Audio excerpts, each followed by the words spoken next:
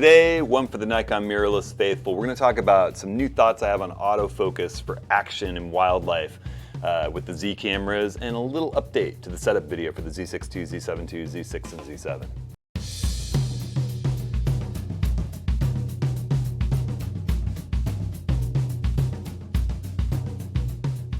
Well, hey everybody. This is a fun one for the Nikon Z faithful, or for anybody Z curious. I'm going to talk a little bit about some new thoughts I have on shooting sports and action and wildlife with the Z cameras. Some new settings that makes the hand dance that you do with the autofocus system, the advanced autofocus modes with this camera, a little bit easier. And even a couple of control settings that are just changed throughout everything I do with the camera. Really, it's about remapping external buttons. So it'll be a little bit of an update to the setup videos that I've done for the Z6 II and Z7 II, as well as Z6 and Z7. This is applicable to all of those cameras. So I'll show you some examples of looking through the viewfinder with me while I'm shooting, and also run through the menus and show you what I'm talking about. If you haven't checked out the setup videos that I have for the Z6, Z7, Z6 II, Z7 II, I'll link those in this video's description. I really would urge you to just look at the Z6 II, Z7 II video with this as kind of an addendum to it, changing a few of those settings. I'll show you exactly how to get from the end of that setup video that I've done in the past to what I'm doing now. All right, before I jump in and do that, a little note about office hours. We have an office hours coming up this Tuesday. Let's see, it's going to be Tuesday the 20th. And we're going to be talking about why mirrorless won. What's great about mirrorless, what's still great about DSLRs, but why everything is really moving into mirrorless, why no companies are really putting research and design dollars into DSLR anymore. Take your questions, have a conversation about that. I'll be joined by Rick LePage, hopefully my good friend David Archer, and as always, Woody and Darren will be there. So, jump into the Zoom meeting if you can. That's more interactive. You can also watch it on YouTube Live. You can sign up at hudsonhenry.com/office hours and submit a question while you're at it. It can be about mirrorless versus DSLR, or really any photographic subject. We're going to be talking about not just Nikon here either. It's about Sony, Canon, Fuji, you name it. Everything's sort of going towards mirrorless, and we'll talk about why that is. Also want to talk really quickly about workshops. We launched a bunch of workshops for late 2021, and a whole bunch of them sold out really, really quickly. I still have some slots left in Moab. I have, I think, one single slot left in each of my Cuba workshops in November. Moab is in October. It's going to be a spectacular fall workshop in one of my favorite places in the world that I know like the back of my hand, although there's always new things to find there. So, hit me up, checking. You can always see that stuff at hudsonhenry.com/workshops. All right, so let's dive in. I've talked quite a bit about shooting sports in action with the Z cameras being quite a bit different with mirrorless cameras in general than shooting with DSLRs. The modes are different. DSLR shooters, for years and years, I use dynamic area autofocus and AFC mode for just about everything. If it's a static object, you just take your thumb off the trigger. With the mirrorless, they're more advanced, but you have to be in the right mode. And Nikon, I think they're refining it. It'll be interesting to see what they do with the Z9 and future generations of cameras. Right now, their cameras have much more accurate autofocus. In the AFS mode with single point, pinpoint autofocus, low light autofocus turned on. I mean, you can nail focus on stars and planets when you're out doing Milky Way.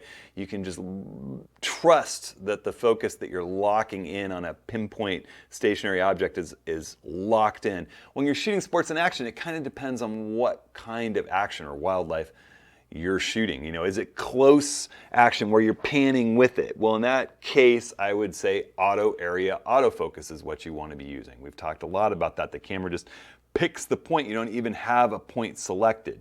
If you're shooting people, you can throw it into eye detect, face detect, auto area autofocus, where if it sees an eye or a face or multiple faces and eyes, it lights them up and you can pick between them with the left and right movement of the joystick. If you're photographing wildlife, you can choose animal eye detect. That tends to work better on cats and dogs, but I've had it work on deer and birds that I've been shooting. Then there's, with the Z6 II and Z7 II, there's wide area with eye and face detect, and wide area autofocus with animal eye detect. And those work really well for saying I only want my subject to be in that part of the frame. Now, if you're in auto area autofocus, one thing that I love to do is activate subject tracking. If I've got an object that's one of many and I want to single that one out, or if I'm not really moving around with my camera and there's something closer in the frame that the camera wants to lock focus on instead, I can override that by just activating a subject tracking point, putting it over my subject and hitting the AF on button with my thumb, and boom, all of a sudden, I'm locked on that subject wherever it goes in the frame until I let off or deactivate that point and go back to full auto area. But I find that doesn't work quite as well for tracking fast-moving, close subjects that are frame filling. It's really hard to keep that box, in the frame. It's better to let the camera just choose your subject, and it does a fabulous job of that. So I have in the past said, use in still mode. We remap the movie record up on the top, right next to the shutter button. That movie record button to change autofocus mode. So the back dial would change the mode, front dial would change the area. But it's really inconvenient when you're shooting to bring your middle finger up here and try to roll that dial while you're holding down the movie button. It's kind of a tough one. So instead, what I've had in the past, there are two function buttons on the front of the camera. One is right under your middle finger as you're holding the grip. One is right under that right ring finger, the fourth finger, or the third finger if you're holding onto the grip. So those two fingers aren't generally doing very much. It's real easy for them to hit a button. And I have advocated in my setup videos setting up the U3 button, the user 3 mode, to switch my typical bracketing. Usually I have bracketing set up under my ring finger on the right hand to switch that to subject tracking, activation and deactivation. So just hitting that little button, if you're in auto area autofocus, will activate that tracking square or deactivate it if you don't want it. So it's just a simple push. The way that Nikon maps it by default is you hit OK on the back of the camera to activate subject tracking, and you have to hit the zoom out button to deactivate it. Well, that's really awkward if you're reaching way around while you're trying to autofocus and do everything else. This is really simple. You just hit that button, bam, it's there. Hit that button, bam, it's off. You don't have to take your eye away from the viewfinder. You don't have to take your thumb off the AF on button. It's just a simple activation. This finger right here is just hitting it to turn it on and off. Now, in other modes with the camera, I like that to be bracketing when I'm shooting landscapes, and maybe I have really high contrast and I want to capture a frame on the meter and a frame 3 stops underexposed, for example, in order to be able to put it together in an HDR image with more dynamic range and capture those highlights that might be blown out in a really high contrast image. So, but when I'm shooting sports and action and wildlife, that's not an option anyway. So I just get rid of that and switch it to subject tracking. I'm not changing that one bit. What I've had under the middle finger on function 1 button in the past has been depth of field preview. And that's where traditionally cameras have put that button for depth of field preview. It's just muscle memory for us to reach in with our middle finger and hit that button. In the old days, there was a little lever that you pulled down on the old manual cameras that stopped the aperture blades down on the lens mechanically, and you could get a feel for depth of field. So it's always made sense to me to have that under my middle finger, except that that's a button that doesn't make use of either my thumb or shooting finger. It's really easy to move depth of field preview over to the movie record button. That's a simple press. I don't need to turn any dials to work with depth of field preview. And move my autofocus mode button off of movie mode onto that function 1 button. And that way, when I'm shooting, if I want to change autofocus modes, let's say I want to isolate my subject from others by using that wide area with face and eye detect turned on, I can just push that function 1 button with my middle finger and rotate that front dial with my index finger to select the area mode that I want in autofocus continuous mode. I could switch from autofocus continuous to autofocus single servo for a stationary subject with my back dial. So I have both my thumb and my finger free. I'm not holding down that movie record and trying to bring up my middle finger awkwardly to roll the front dial. It's really nice. And when I want to do depth of field preview, it's pretty simple to just tap that movie record button right next to the shutter. It's rare I'm pushing depth of field preview and the shutter button at the same time. So it really is just a simplification of the controls. It's going to take you a little while to remap your muscle memory there, but let me show you what I'm talking about. I'm going to flip over and show you my camera right now. So right now, if I go into my eye menu, you can see that I'm in wide area autofocus mode with face and eye detect. You know, if I hit that button and select, let's say I was just in auto area autofocus, face, human face detect. All right, we're going to go right there. And I want to switch to where I'm in autofocus continuous. All right, well, that's one way to do that using the eye menu, but that tends to kind of pull me away. It's a lot of button presses. If I'm shooting and I'm looking through the viewfinder and I just push that F1 button, this actually, you'll see AFC and the face and eye detect pop up on the right in this video, but in reality, that's just kind of been remapped by the HDMI out. It's really across the top, up above your frame when you're shooting through the viewfinder or looking at the live view on the back of the camera. And now when I turn my back dial, I can switch. If I'm holding that middle finger in on the function 1 button, I can switch from autofocus single servo, manual focus, autofocus continuous, and the front dial is going to shift to now wide area animal, wide area human, wide area animal, auto area eye detect, auto area animal, all right? And if I'm in my U3 mode where I have the bracketing remapped and I'm in an auto area, by tapping that, suddenly I have my subject tracking point, which I can move around with the joystick. And when I hit the AF on button, boom, all of a sudden it starts tracking. Now there's nothing. I have my lens cap on, otherwise it would just be kind of a mess of computer screen and camera right now. But when I'm out in the field and I lock that on to, say, my little girl running around the yard, it just locks her on. It's not going to look for anything but her. It's going to move all over the frame with her. You know, if I'm having a hard time picking her out of a group of people, I can just put that on her face, and as long as I can keep her face in the frame, she's a little ways away, boom. Let's say you're photographing a scene with a penguin, and there's one penguin that stands out to you. You're shallow depth of field, but there are a whole bunch of penguins, and a couple of them are closer to you. If you don't have that subject point activated, the camera might choose a penguin that isn't your penguin. Suddenly you hit this button, move it over your penguin, say it's in the bottom right, hit your autofocus on. Wherever that penguin goes, that tracking box will follow it around the frame. When you let off, you can move the camera around, reacquire, you can move the point, hit the button again. It's only while you're holding down AF on, it locks and stays locked on your subject. Hit the button again, suddenly you're shooting an albatross flying fast across the frame. Let the camera make the decision.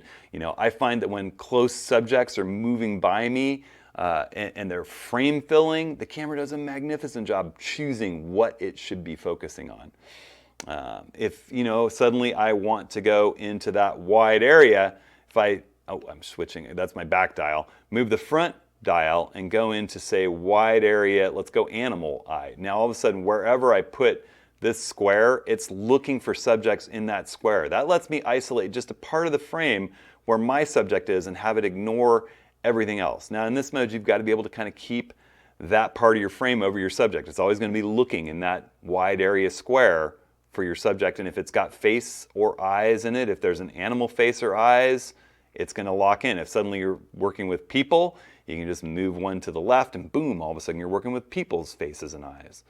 All right, so that's the way to work with these cameras, and I would have you practice those modes. Forget about dynamic. It's really a legacy mode. Dynamic area looks like this when you go into it. And I think it's a legacy mode, a lot like center weighted metering was a legacy mode for those who came from the manual camera days. So I would really, really focus in on these modes that I'm talking about. The wide area with face detect, wide area with animal eye detect, the auto area where you let it choose itself and override with subject tracking when you need to. And that's the one I'm using more than anything else. All right, now let's talk really briefly about how we go into the menus and set this whole thing up. I'm going to show my camera again while I'm working with it. And we'll launch into here, and I'm going to basically go into the menu and show you how to do this. So, you know, if you've done the setup videos that I've talked about, this is going to show you some ways to just adjust those control settings that I talked about in my Z6 II, Z7 II setup video. Again, that is linked in the video's full description, and you can just click on the video's title or show more to get to that link, or you can search my YouTube for setup or Z6 II, Z7 II, and you'll find it. But what we're going to do, I'm going to jump in here. I'm going to go into my menu, and where we really want to go in here and change, let's make sure that we're in, well, any mode, I would say. Get out of your user mode. Right then I was in a user mode. So I'm going to go into manual right now. And I go into my menu, and we're going to go into, this is the, all the way to the left puts you in the different menu categories. You can see there's movie shooting, there's custom settings. We want to go into custom settings. We want to go down to F controls. You can jump into any part of this menu you want. And under the F controls, you've got custom controls. So we're going to go into custom controls. And the things I have changed now are the function 1 button. You can see as I move over this, it shows you what we're programming. So for generalized shooting, I have bracketing set for function 2. That's the big deal, right? Bracketing is set for function 2. For function 1, I have changed it from depth of field preview to autofocus. So if I click on that, what we've got is autofocus mode with the front dial, autofocus area mode with the back dial. These are all the settings you could choose from. We're going to go with that one. All right, hit the OK button. I've changed the shooting, the movie shooting button, which you can see mapped right there. It's mapped right here next to my shutter. So there's the shutter, there's the movie shooting button, which you don't use while you're in still mode. And I'm mapping that one to depth of field preview. All right, that makes sense. You don't use that in conjunction with those dials, so tying up your index finger pressing it, not a big deal. All right, so that's my generalized shooting, right? Lock that in, press menu, and we're done. All right, so now coming back out of there, I want to switch into user 3 mode. I'm switching to user 3 mode, and that mode I have set as shutter priority mode, 1,000th of a second by default. That's kind of where I was when I made my settings. So shutter priority, 1,000th of a second, auto ISO turned on, and then the menu options that I want to change under controls, I'm going to go back into here, and I want to go into custom controls just like we were. And now all of a sudden for function 2, I want to select subject tracking. Now that won't be that way for you necessarily. All right. I want subject tracking, boop, and I want autofocus, the same settings we just had. The only thing that's changing is we're switching the bracketing on function 2, that ring finger of the right hand, to be subject tracking activation and deactivation. All right, so that's in that list, subject tracking, boom. Now, some people might ask, what if you have a lens that has buttons on it? So if you look here, I'm actually using a lens right now that have 2 function buttons. I actually put subject tracking on that as well, just so I have one more spot to do it with my thumb. It's like my thumb is right in between my focus ring and my zoom ring there. And then the back button, if I have a back button, I like to put play. That gets rid of that problem with Nikon having the play button accessed with the right hand, so that while you're shooting, you can actually hit play on the lens barrel. You know, that's not going to be there for every single lens that you're working with. But once you've got those settings locked in, then you're going to go into the menu, and you're going to go from custom settings. I'm pushing the D-pad over to the left, down to the setup menu, and I want to go down to that second option, save user settings, and I'm going to go down and say save to U3, save settings, bam. Now all of a sudden those settings are locked in. Now if you were doing that for the first time and you hadn't done my setup video from the Z6 II and Z7 II from before, we actually, to set up the user's settings, number 3, you would need to go into shutter priority. You'd set your shutter speed to 1,000th of a second, your ISO to auto ISO, then go in, make those control assignment changes, then save that to user setting 3, because it's also going to lock in what mode you're in. You wouldn't necessarily put it in user 3 to originally program it. But if you've already done the Z6 II, Z7 II setup video that I just did, you can put it into the user 3 menu mode because it's going to lock in all those settings that you did when you did the video before, and all you need to do is go change that control function like I just showed you over. So that's essentially it, everyone.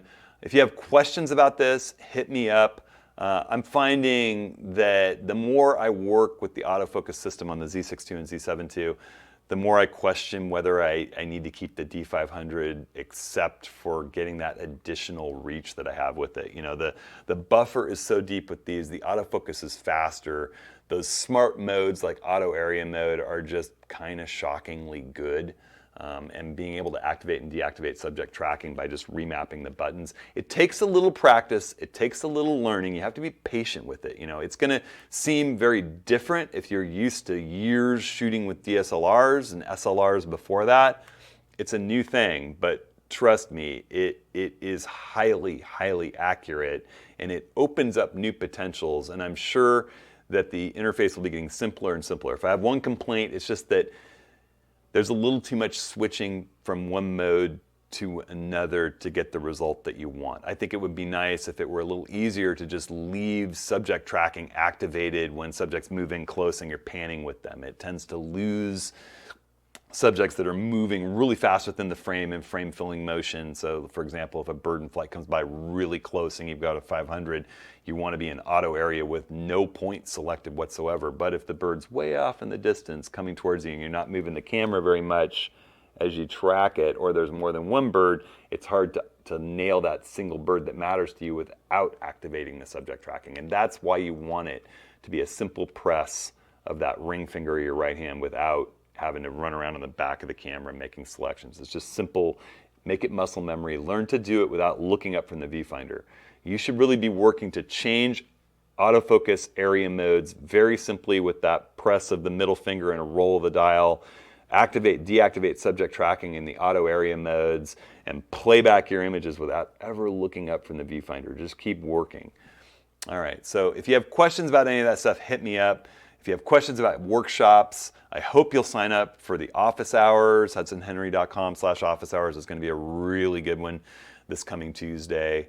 I got vaccinated. I'm super excited to travel. I can't wait to get back out with people, collaborating, learning, having adventures, taking beautiful photos.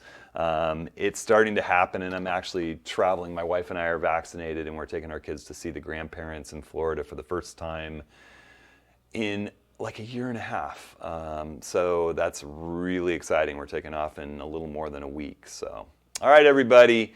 I hope everyone else is enjoying spring weather that's in the Northern Hemisphere with us. It's been really beautiful here in Oregon, and we've certainly been soaking it in and enjoying some of the last days of skiing on the mountain and some of the first days of kiteboarding in the river and just being out with our kids running around in the sun. And I hope everyone else is enjoying too. All right, guys, we'll see you next week. Thanks.